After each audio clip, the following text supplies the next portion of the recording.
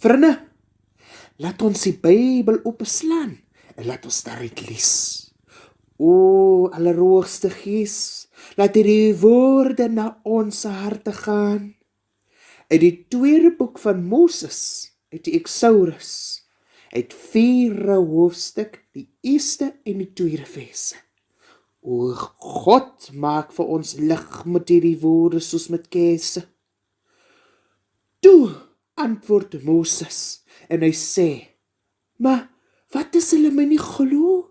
Nee, my woorde vat as hulle sê die Here het nie geappear aan my.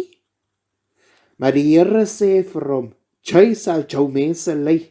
Wat's in jou hand, hè? En Moses sê, 'n staf.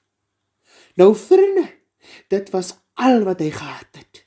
Hierdie man van God, 'n staf, 'n dooie stok. En boonop het hy nog gehakkel ook.